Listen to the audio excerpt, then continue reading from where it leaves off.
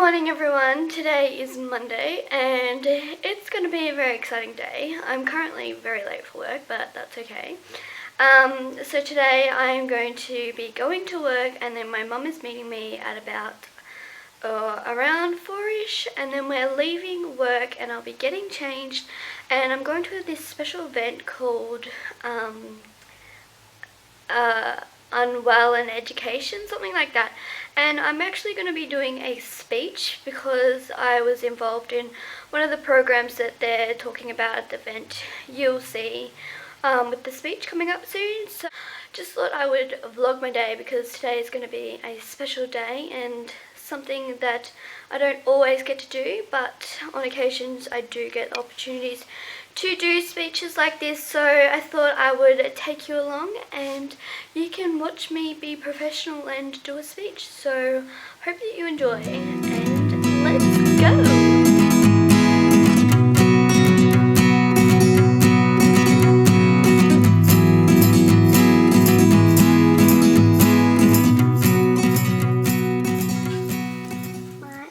Is from Kmart, top and matching skirt, and then my shoes are just these boots from Kmart as well. And my mum is making a massive noise in the kitchen. It's a video. So I'm here with my mum. You look cute with that little hat. That's what you say. I'm here with my mum because I'm here with my I'm daughter. here with my mum. I'm here with my daughter. And the ongoing traffic behind us. And you keep to pick our traffic. And we're going to Victoria Uni. Waiting for the train with a kangaroo. And I'm going to do a speech. And Mum's going to record it. Aren't you? Maybe. I always look up here, but you meant to look there. I always look up there too. I know. Okay. Yep, alright, we'll look there. And it's the first day of winter and it's freezing. It is chilly. And I'm getting really nervous. Don't be nervous, you'll be beautiful. hands. Ooh, brilliant. My hands are shaking. I like you in red and black. Where'd you get a hat from? Easter Market. Cute. Soph bought one. Here comes the tram. Oh, here comes the tram. Good afternoon. My name is Becky Johns. I'm 22 years old. It is a pleasure to stand up on this stage and share my story with you. I've had many ups and downs in my life, and it has been a very long journey. One of the biggest challenges has been balancing the challenges of my illness with the challenges of my education. But I was always determined to see that light at the end of the tunnel and strive to achieve my goals.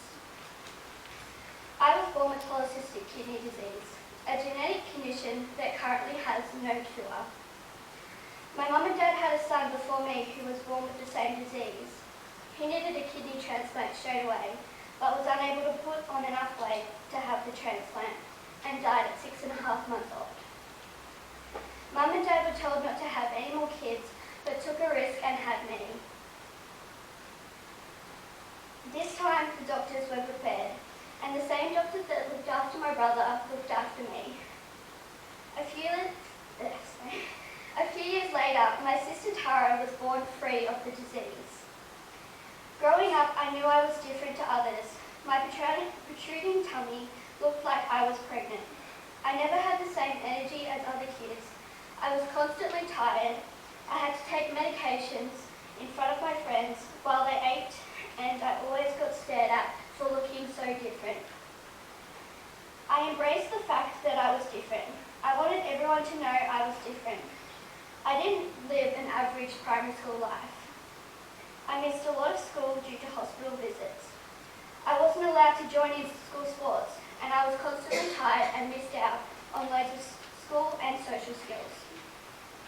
I was a very shy kid, and no matter how hard I would try and explain to the kids, they never understood. I felt alone, but it didn't let me stop finding the ways to enjoy school.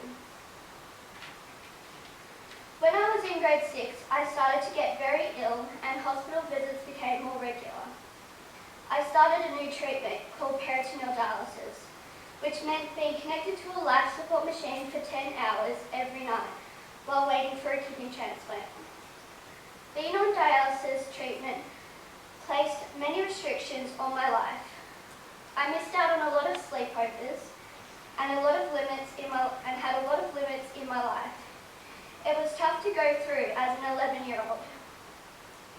In 2005, 2 days after my 12th birthday, and after loads of planning, testing and stressful days, my dad gave me the greatest birthday gift ever. He gave me one of his kidneys. After the operation, the only thing I remember was going back onto the Rena ward, looking at the roof and thinking, I'm in so much pain, but I'm on the ward, everything must have gone successful.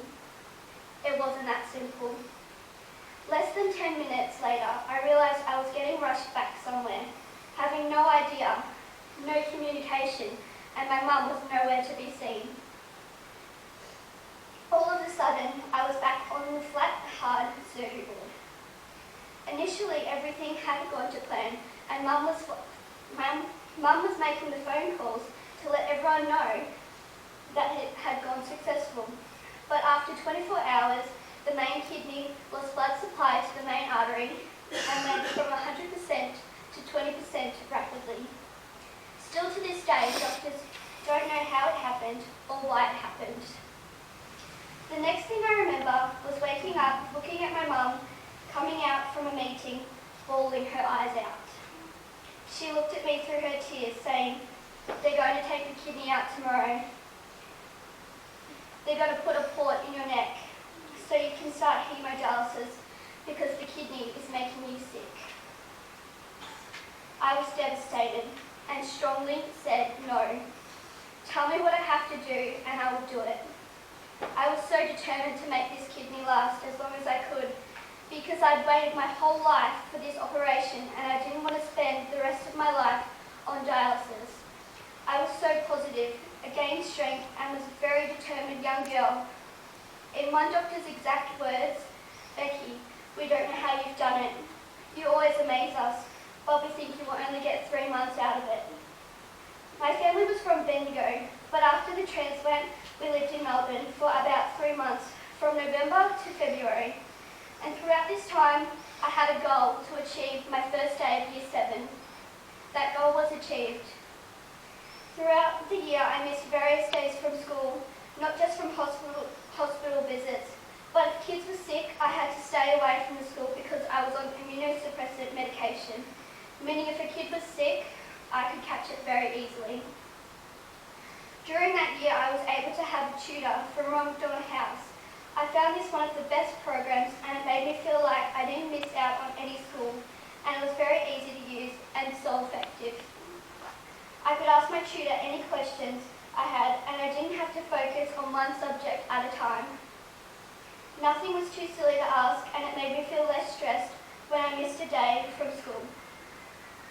There was nothing I could fault about the whole program. My mum and dad still speak very highly about it and saw an improvement in my learning skills.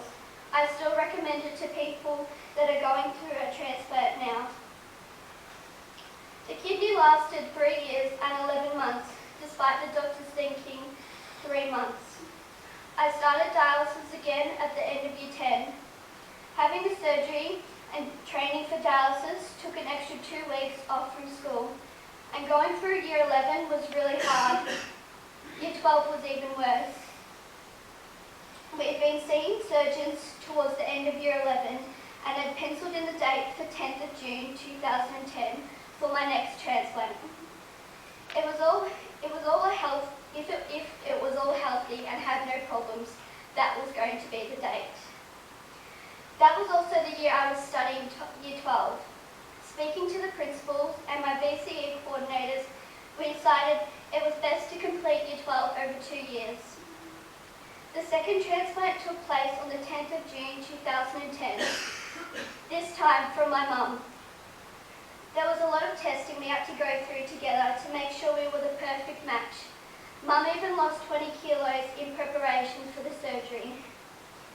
The first year of Year 12, I did 3 theory-based subjects, thinking it would be just easier so booklets and information could be sent through the mail. I didn't focus on my schoolwork until I was out of hospital and my head was in the the right space. It was stressful. I had phone calls with my teachers, which was helpful, but not as beneficial as the learning program. Due to missing out on so many school days, I found VCE very hard. My English teacher was very easygoing and let me ease my way into my work when I was ready. She didn't mind if I missed a stack, and she only wanted me to complete them when I was 100% ready.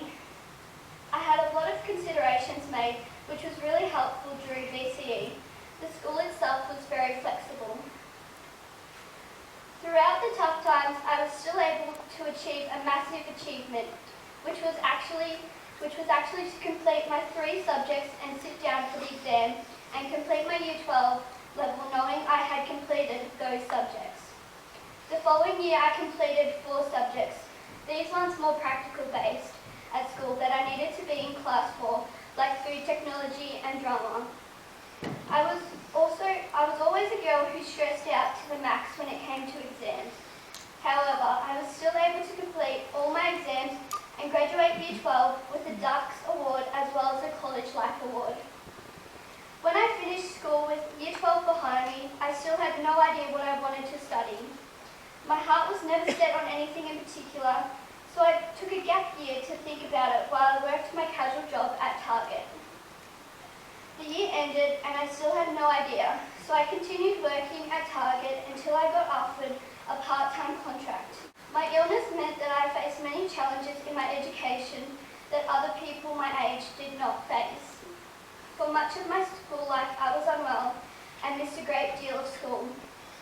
With the support of family, my school and external organisations, I was able to overcome the challenges and stand before you today, having completed VCE and now employed full-time in a rewarding job. I'm grateful for every day. Thank you. No, you have to keep it that way. Yeah, it feels like if it's coffee, Dad's gonna be so happy. That's right. And really, there are issues with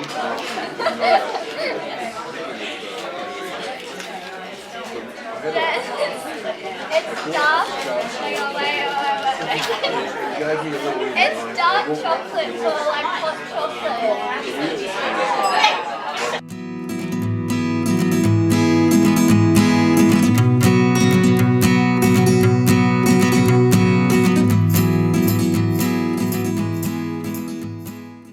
It is currently 10:35 and we just got home and in bed and I took my makeup off and now Mum's in bed with me.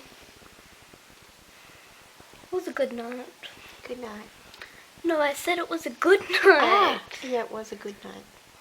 Did I do a good job? Yeah, you did a great job. I'm very proud of you. And I need my own business card because people want to contact me. But we're going to bed.